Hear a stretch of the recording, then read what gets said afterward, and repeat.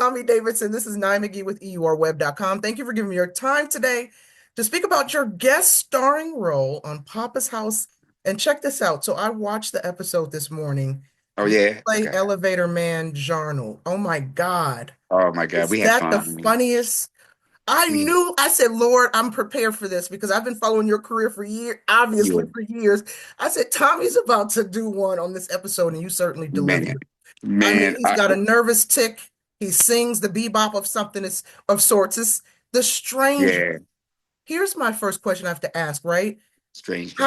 How much of your performance in this episode is improv versus what was on the script? I'd probably say probably about 30%. How does Probably about Damon Wayans, 30%. like, first of all, do you crack yourself up in moments where you just off the cuff just come up with these bits, these lines? Do you crack yourself up?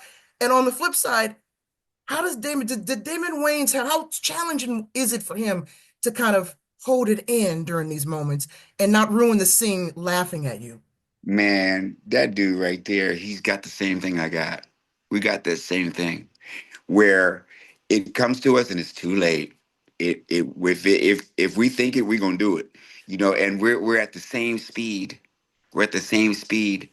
I was really nervous for the first couple of days of rehearsal and stuff like that, because I really wanted to do a good job, man. And they were insightful. They always the Wayans are very in touch, man, with people. So they brought a little script person in for me. And she hung out with me and went over my lines with me and stuff. And I was kind of relieved. I was like, all right, cool. I need this right now, because I'm at a different stage in my career and all this other stuff is going, but I'm back with them, and there's a high standard there, and I just wanted I just wanted to make them happy, man, you know, and let them know how much they mean to me. So once I got over that and they helped me get over that, with because they know me so well. They know I'm really sensitive, I guess. And once we got on a roll and I got in the practice of being there, man, we were off to the races. And a lot of times, you know, I don't really have the desire to be a part of the material itself too much because conceptually it starts before me.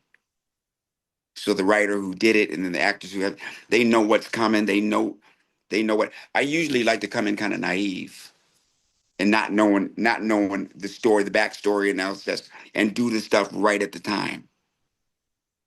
And but with Michael, Damon's son Michael, and with Damon Jr., they were just like Keenan and Damon would be with me. They explained backstory and you know and all that stuff, and everybody was there to help.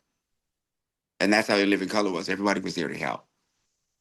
And it was the best experience I had in TV probably in about 15 years, maybe more, maybe since I did Martin, because it was no getting familiar with me. They knew what I was capable of, and I'm kind of sensitive. I don't want to step on nobody's toes, because I could be a little overbearing sometimes, and we all scene stealers, so we got to stop that propensity and serve the material. You know what I mean? You can't just go and a mistake that a lot of younger artists, they think they got to score everything, but you gotta go with what's there and use that for scoring. Use what's already there. Use your team. Use your offensive line to drop back and do your passing. Stay behind your protection. So it just ended up once I started. Really, I got right back where I was with them, and it was because of Sean and Kim, who know me best, and they're just like, Tommy, man, do the thing with you. This one, why don't you try the thing that you? we used to do. Remember the part that we did, and they got me there. They got me there, man. And so once I was there, Damon was really happy, man, because he's like, okay, okay, here we go. Here we go. And Damon was the first one. I froze when I first got on Living Color. When I did my first scene on Living Color, that red light came on that camera and I just froze. Because coming from, Washington, D.C. all the way to Hollywood, and then 3 years later, I'm on getting ready to be in front of national TV. I was like, and they kept saying, cut, cut. And Damon walked up to me, boy, and whispered in my ear. He said, Nick, if you don't do this, you got to think about your family and everything. Boy, you came all the way out here, man. Come on, man. You deserve this, man. You deserve this, man. Go with it. Go with it, man. You know? And from there, I was just gone.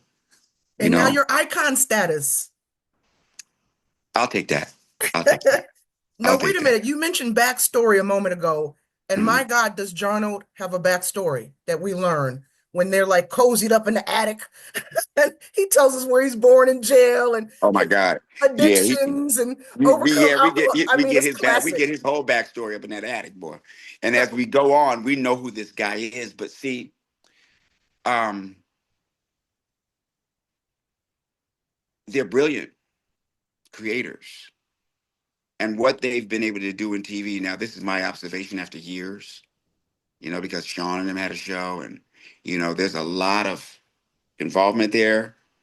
They run that show better than any show I've ever done because of the experience they bring to it. So from staff on up, everybody has the same ideal. We're going to do the most quality thing that we can. And every day we're going to work on it. We're going to work our butts off. I even ran into Robert Townsend in the office.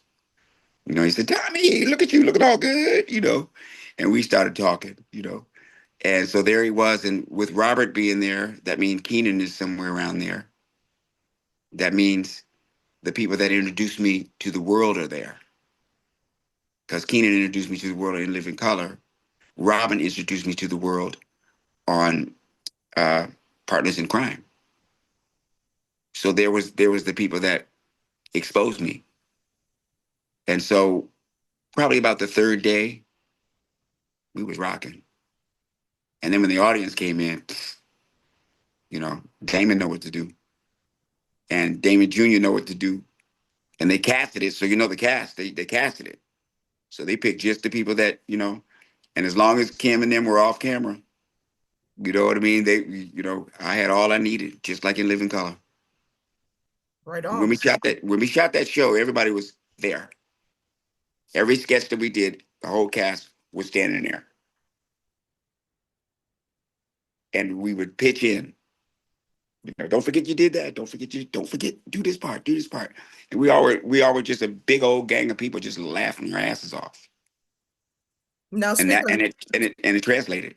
what do you think viewers will find most entertaining? I mean, I know what I found most entertaining watching Jarno, but what do you think viewers will find most entertaining about this role, you know? Uh he's sort of unpredictable, but he ain't, because it's me. So you know, you know, That's the it's thing. John. So, it's you don't know what to expect, but then again you do. And what you're expecting is the unexpected. It's funny, right? Like it's kind of like that. It's like, what? Him? He's play okay, this is Jono. Okay, I want to see this Jono. He ain't nothing like Barnell Hill. He ain't nothing like the uncle that was on Bernie. He ain't nothing like all the stuff, you know what I mean? He pretty much shows up and becomes what he is.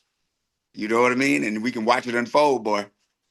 You know what? You And know? that's what I loved about watching you. It's like, no matter how many times we see Mr. Davidson perform these hilarious characters, they're always so different, so unique.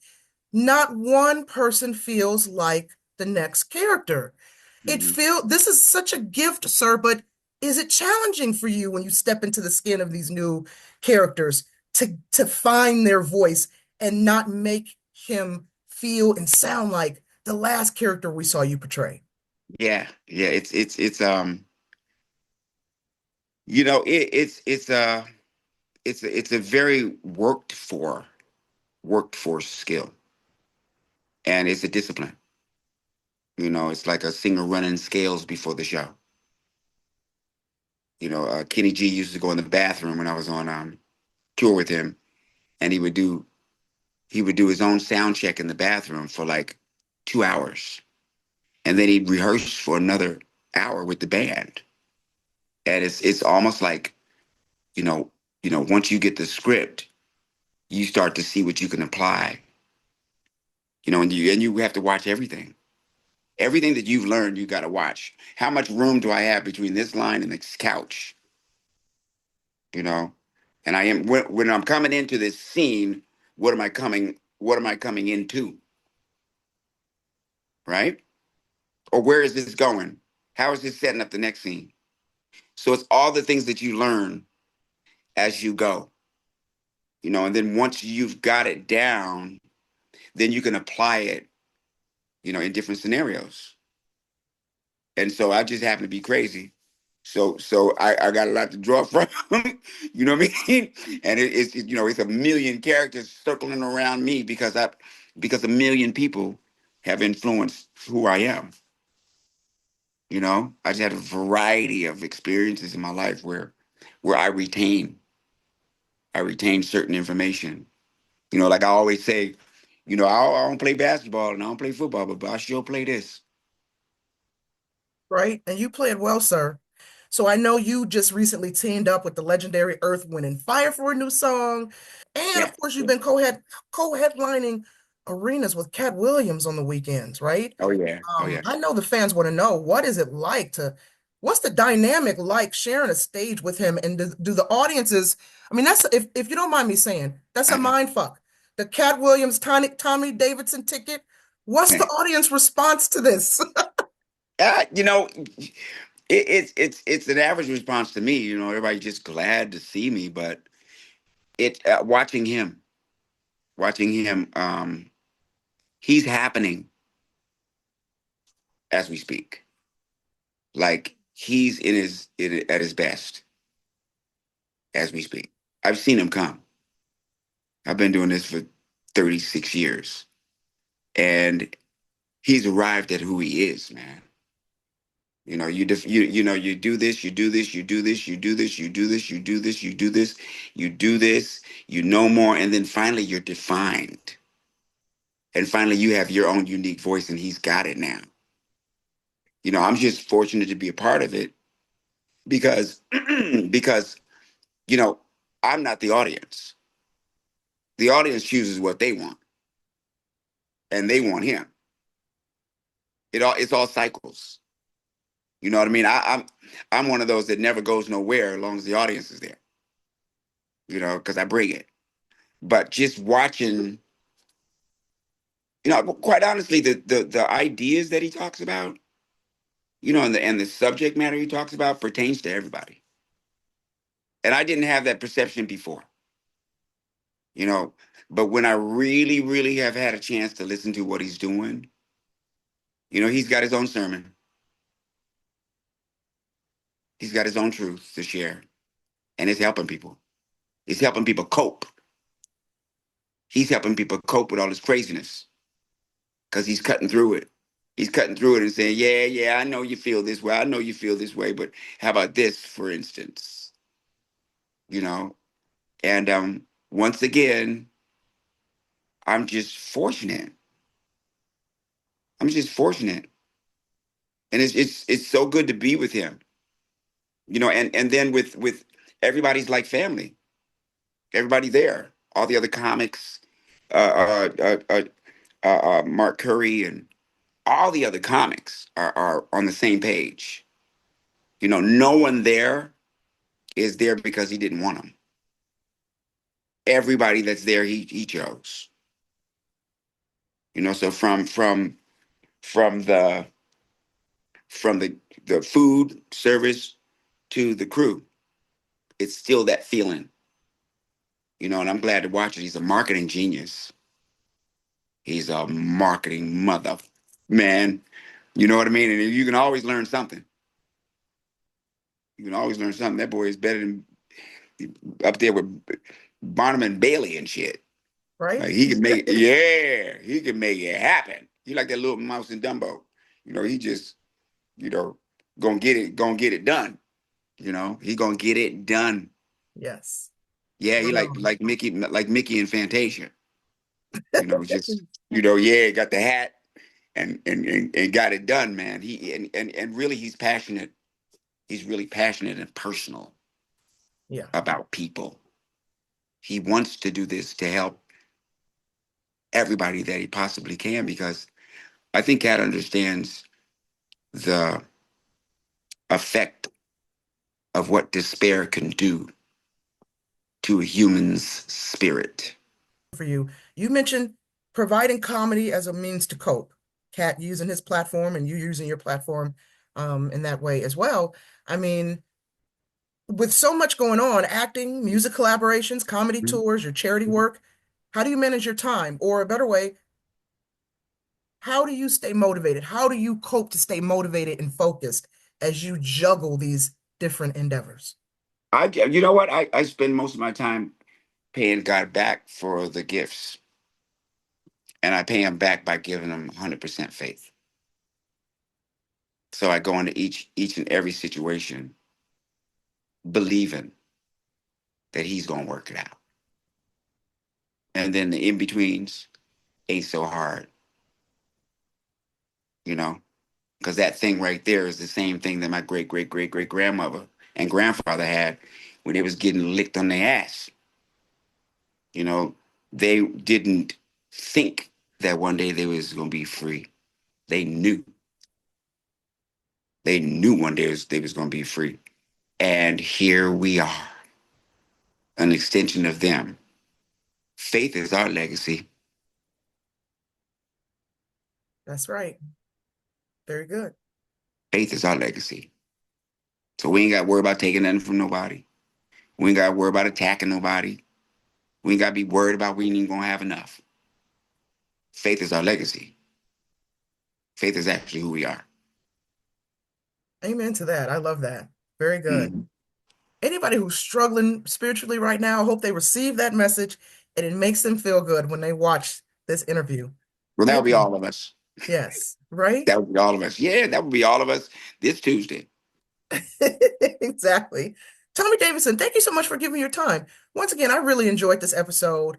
And you are just dynamic, such a gem. Thank you so much for being Thank you. just a gift to this world, Black community, Black comedy, comedy in general, and just keeping us smiling. I get excited when I hear Tommy Davidson Project. Yes, let's do it. Let's do it. Thank you, Okay. sir. Have a All great right. rest of your Thank day. you.